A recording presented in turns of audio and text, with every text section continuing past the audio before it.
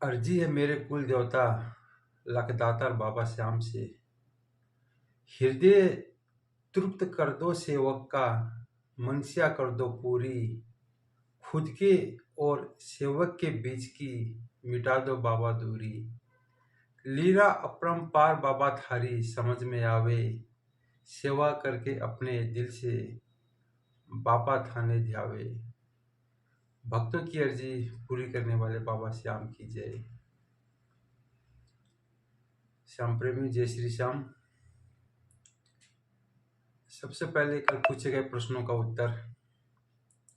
कल प्रश्न नंबर 21 पूछा गया था। 21 नंबर प्रश्न है। कल का प्रश्न था कि लंका गमन से पहले बरसात के दिनों में भगवान राम का निवास किस पर्वत और उसके पृष्ठभाग के किस शिखर पर था। यानी कि पर्वत और शिखर पूछा गया था।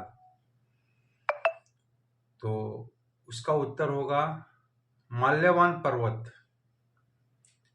माल्यवान पर्वत के प्रश्नवन नामक शिखर पर, प्रश्नवन नामक शिखर पर। तो ये रहा कल का उत्तर। और आज का प्रश्न, आज का प्रश्न नंबर 22। अच्छा, कल जिन्होंने उत्तर दिया था ये माल्यवान और प्रश्नवन, जिन्होंने भी ये उत्तर दिया था, तो कई सदस्यों का उत्तर उल्टा पुल्टा हो गया था। जैसे कि किसी ने लिखा था माल्यवान पहले और प्रश्नवन बाद में, किसी ने प्रश्नवन पहले दे दिया, माल्यवान बाद में दिया। तो वो सभी उत्तर सही माने जाएंगे। हम जो क्वेश्चन मार्किंग करते हैं बड़े सॉफ्ट माइंड से करते हैं, तो थोड़ी बहुत गलतियों को नज़रअंदाज कर देते हैं कि ये आगे पीछे हो गया, कोई बात नहीं, इसके लिए मार्क्स नहीं काटा जाएगा। तो बहुत टाइट वे से नहीं प्रश्न चेक करते हैं, बहुत इजी वे से करते हैं। लेकिन एक चीज और ध्यान दीजिए, इजी वे से करते हैं वो तो अपनी जगह सही बात है। कभी कभी होता है कोई स्पेलिंग मिस्टेक कर देते हैं, जैसे कि वो टाइपिंग मिस्टेक हो जाती है, कोई हिंदी से लिखता है, कोई इंग्लिश से उत्तर देता है।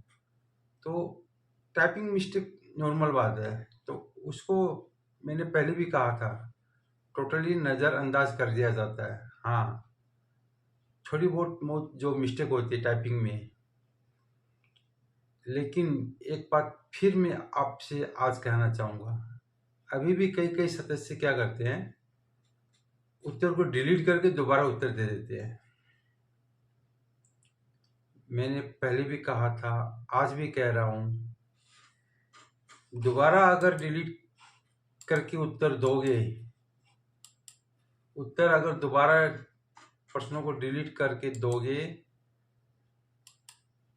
किसी भी हाल में नहीं माना जाएगा वो उत्तर, नया उत्तर नहीं माना जाएगा,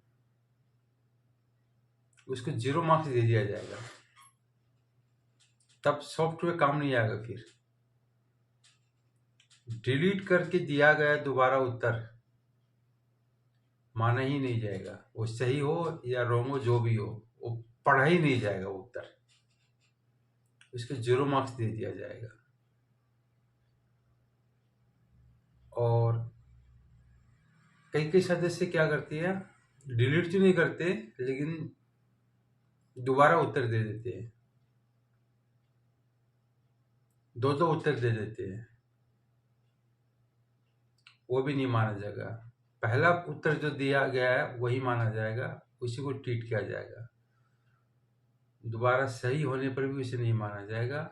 डिलीट करके दिया गया दूसरा उत्तर भी नहीं माना जाएगा। ये ध्यान रखिए आप लोग। बार बार बोलता हूँ, फिर भी कोई असर ही नहीं होता है। कोई सदस्य करते, हाथ नहीं, बहुत कम आने लग गए। पहले ज़्यादा आते थे, आजकल कम आने लग गए। ध्यान रखिएगा इस बात को। फिर बोलता हूँ, स्पेलिंग वगैरह मिस्टेक हो गया, नॉर्मल छोटी मोटी गलतियाँ होती है, इसको टोटली नज़रअंदाज कर दिया जाता है। लेकिन दोबारा उत्तर दिया गया और डिलीट करके दिया गया उत्तर, नो कंसेशन इसमें। तो आज का प्रश्न नंबर 22। रात के समय पृथ्वी पर न रहने की प्रतिज्ञा किसने किससे की थी? एक बात और बताना चाहूंगा कि ये जो प्रश्न आज का जो पूछा जा रहा है, ये रामायण राम काल से रिलेटेड ही है। ये रामायण के जो पात्र है उन्हीं से रिलेटेड है। इतना थोड़ा सा आप लोगों को वो दे देता हूँ, क्लू दे देता हूँ मैं, कि सोचोगे कि प्रश्न ये रामायण से अलग आ गया, वो नहीं है। रामायण, रामकाल, इन्हीं सबों से संबंधित है ये। रात के समय पृथ्वी पर न रहने की प्रतिज्ञा किसने किससे की थी? एक चीज और बोलना चाहूंगा इसमें पूछा जा रहा है कि पृथ्वी पर न रहने की प्रतिज्ञा। हो सकता वह पृथ्वी पर न रह के पहाड़ में रहने लग जाते होंगे रात को। तो फिर ये मत बोलिएगा कोई कि पहाड़ भी तो पृथ्वी के ऊपर है, ये अलग होगा। मैं अभी आप लोगों को थोड़ा सा क्लू दे देता हूँ। हो सकता है वह पहाड़ के ऊपर रहने लगे रात के समय।